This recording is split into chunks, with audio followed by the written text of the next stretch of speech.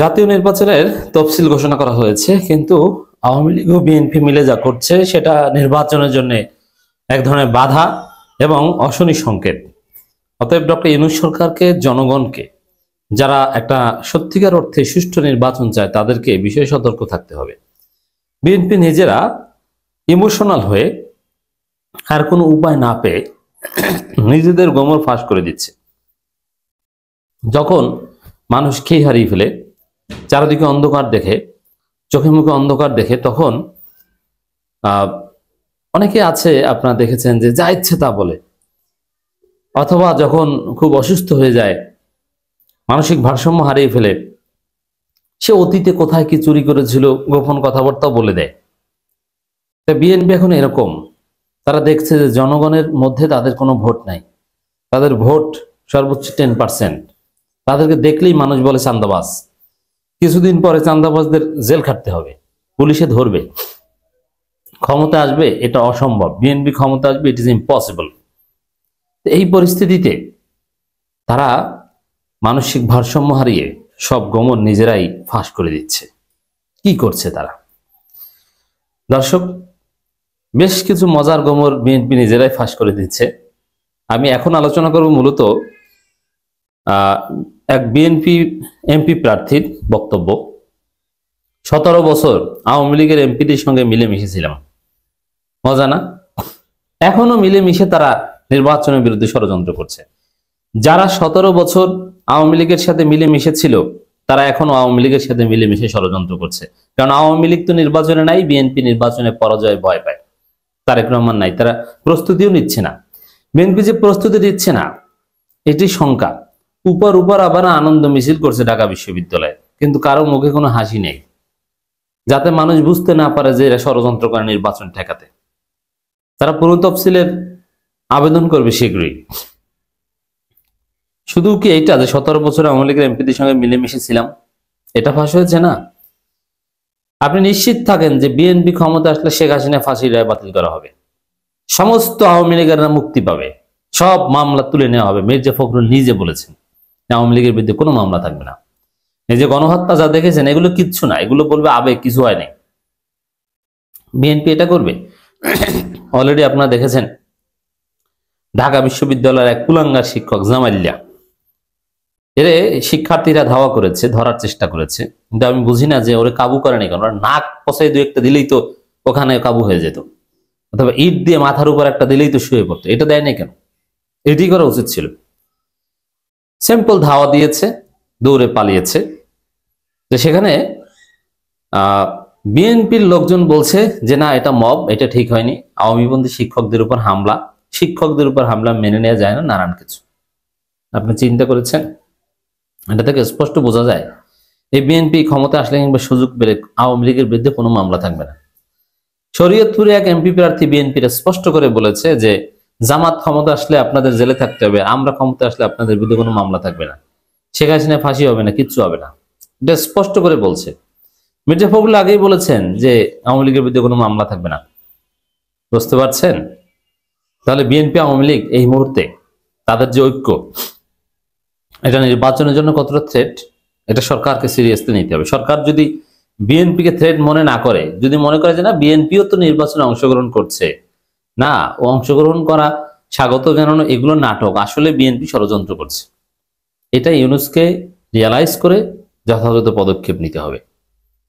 শুধু এটা না, তারেক রহমান নিজে বলছেন যে আমরা মেগা প্রজেক্টে যাব না, কারণ মেগা প্রজেক্টে দুর্নীতি হয়, মানে মাথা ব্যথা, এই জন্য মাথা কেটে ফেলবো, দেশটাকে ধ্বংস করবে, এটা মুখ ফসকে বের হয়ে গেছে, আগেই বলছে।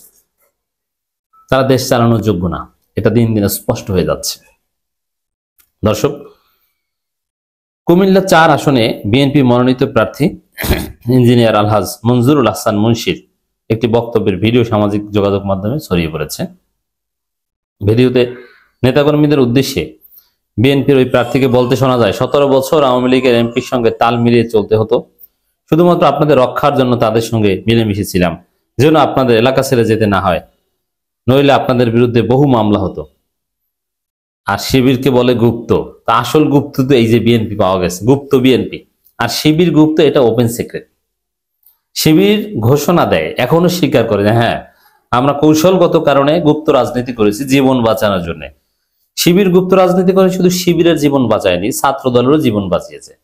শিবিরের গুপ্ত রাজনীতির থিওরি হচ্ছে ইনফরমেশন, এর মানে ছাত্রলীগের ভিতরের থেকে তথ্য জানা। কোনো নির্যাতনের সাথে শিবির জড়িত না, বরং হাজারো নির্যাতন থেকে শিক্ষার্থীদের বাঁচিয়েছে, শত শত জীবন বাঁচিয়েছে। গুপ্ত রাজনীতি না করলে অনেক শিক্ষার্থী জীবন দিতে হতো, ছাত্র দলকেই জীবন দিতে হতো, ওইটা শিবির বাঁচিয়েছে। এটা তো শিবির স্বীকার করে, কিন্তু বিএনপি তো বলে না আমরা মামলা শিকার হয়েছি, হামলা শিকার হয়েছি, এই সেই। কিন্তু এই যে দেখেন এখন কিসের মামলা শিকার হয়েছে, কিসের হামলা শিকার।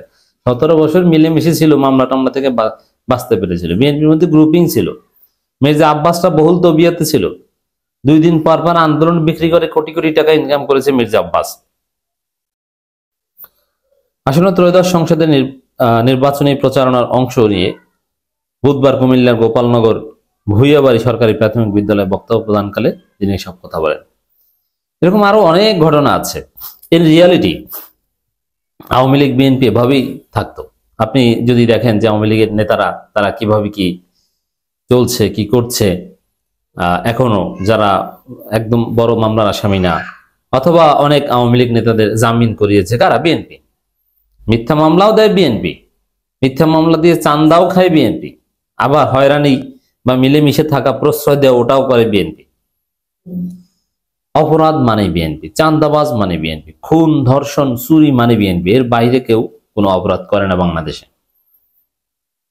ওই ভিডিওতে মুন্সিকে আরো বলতে শোনা যায়, একাগরের সময় দেবিদার থানা থেকে হ্যান্ডকাপ লাগিয়ে শুধু একটি গেঞ্জি পরিয়ে আমাকে গড়ানো হয়, তারপরও আমি থেমে যাইনি, কারণ আমি এলাকার মানুষকে ভালোবাসি। আমার বয়স হয়েছে, কিন্তু সময়ের কারণে আমার অনেক ওয়াদা পূরণ করতে পারিনি, 2006 সালে নির্বাচন করতে পারিনি।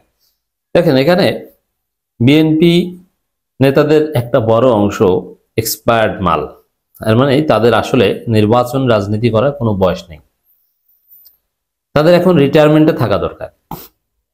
দলের নীতি নির্ধারণে থাকা অথবা সংসদের উচ্চকক্ষে থাকা এক জিনিস, আর বাংলাদেশের এমপি পদের যে হাকিকাত, সেটার হাকিকাত হচ্ছে জনগণের সাথে থাকা, জনগণের সাথে মিশা এবং জনগণকে সময় দেওয়া। এটা ইয়াং এনার্জেটিক ছাড়া সম্ভব নয়।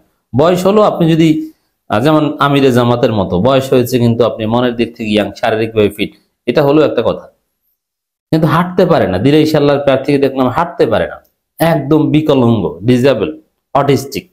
এই অটিস্টিককে প্রার্থী বানায় বিএনপি। এর ফলে তারেক রহমান বলে যে প্রতীককে ভোট দিবেন, প্রার্থী দেখে নয়। প্রার্থী দেখে ভোট দিলে বিএনপির লোকজন তো ভোট পায় না। এই একজন আছে বুয়ে খাটার, আর একজন আছে, মানে বেশিরভাগই তো এরকম।